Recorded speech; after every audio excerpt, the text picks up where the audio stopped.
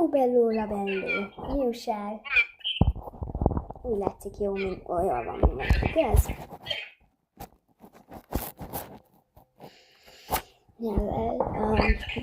Másik videóban már megmutattam nektek a szobámat, és most nem tudom, hogy mit mutassak meg.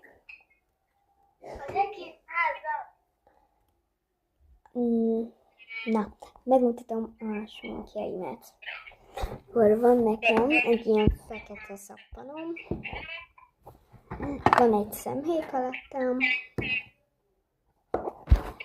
van egy szívacsom, van egy szájfényem, és a kedvenc színem a lila. És itt a pirosító, és ez is szájfény, de én pirosítónak használom.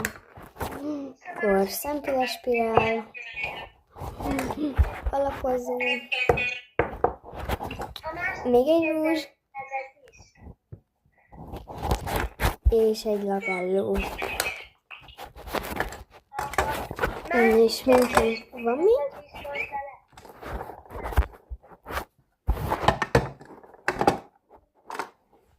Igen. És akkor folytatjuk. Akkor megmutatom, hogy mi található az íróasztalon.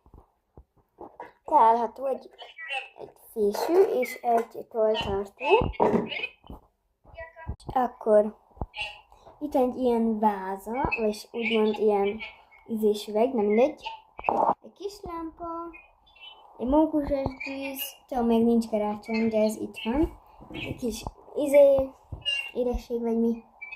Az órarendem, tolltartó, egy fotó, meg egy plüss.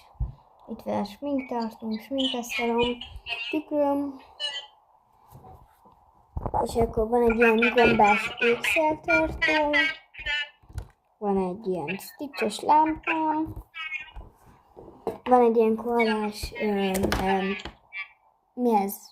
Nem, pénztárca vagy mi ez? Meg van egy stitches labubum. És ennyi.